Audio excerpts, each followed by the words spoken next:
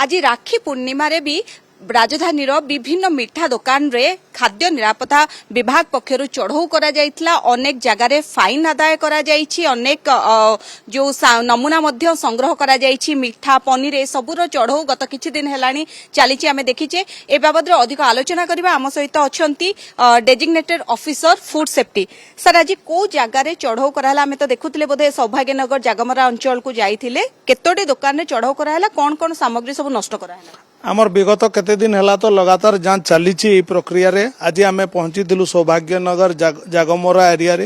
हाराहारी 8-10टा दुकान देखिलु। आमे आमर इंस्पेक्शन समय आमर फूड सेफ्टी ऑफिसर माने जोटा वायोलेशन बा किछि भूल फाइंड आउट कले ता उपरे आमे कार्यानुष्ठान नैछु। आमे प्राय हाराहारी 2 क्विंटल खंडे स्टेल फूड हैला, स्टेल खुआ हैला, अपमिश्रित खुआ हैला को इंस्टेंट नष्ट मध्य करि दैछु।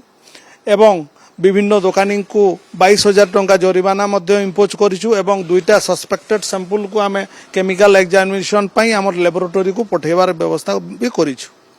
सर आमे देखुचे गत किछि दिन हेलानी विभिन्न स्थान रे चढ़ऊ करा जाउची। किछि जगह रे दुकान को सील करा जाउची, फाइन दिया होउची।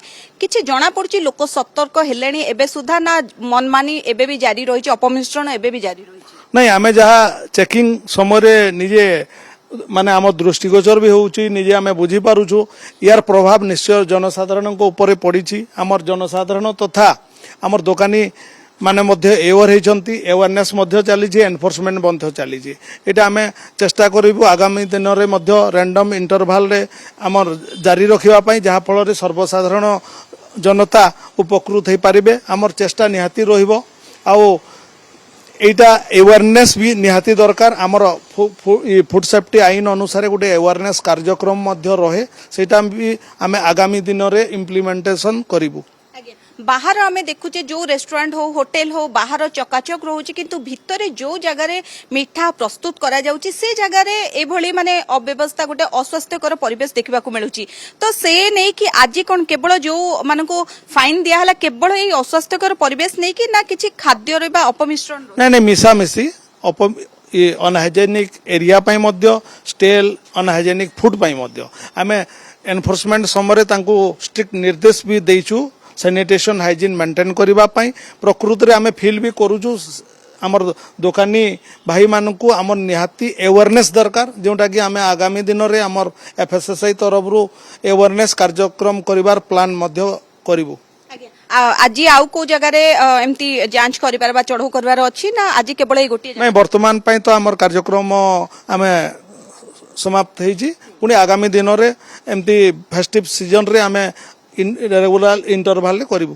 तो एबे सुधा जदि हमें अनुमान करिबा केते रेड माने विभिन्न जगह तो रेड करा हेछि, केते दुकान को फाइन आदाय हेछि बा केते जिंस नष्ट करा हेछि, सेमति किछि ओवरऑल जदि मु कहबी एक्जेक्ट तो नुहे, हाराहारी हमें पाखा पाखी 3 रु 3.5 quintal unhygienic food, adulterated food बा एक्सपायरी डेटेड फूड को हमें नष्ट कर देइछु।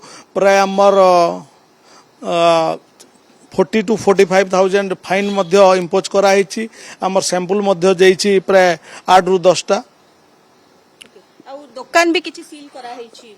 सील गोटे हमर रवि टॉकीज पाखरे करा हितला। बीएमसी जॉइंट एनफोर्समेंट टीम तरफ रु आमे मध्य तागिद बा लोकन को नोटिस जारी करिछु। Thank you sir. आपण जेमती सुनुथिले कि लोकन को बा व्यवसायी को सचेतन करा जाउछि, तागिद करा जाउछि, अपमिश्रण रु दूरे रहिबाकू, स्वच्छता बजाय रखिबाकू। आ जदि ए सब न मानुचंती कोठी फाइन आदा होउछि, कोठी दुकान सील करा जाउछि, लोकन को व्यवसायी को ए गोटे जिंस कुहा जाउछि जे सचेतन रुहंतु, स्वास्थ्यकर खाद्य लोकमानंकु प्रदान करंतु, आउ स्वास्थ्यकर परिवेश भितरे जो सामग्री मिठा प्रस्तुत करुचंती ताकू स्वास्थ्यकर परिवेश भितरे ताकू तैयारी करंतु, नहले कड़ा कार्यानुष्ठान नियाजिबो। भुवनेश्वरରୁ कैमरा पर्सन बाणी नंदन को शुभलक्ष्मी बळ, कनक न्यूज।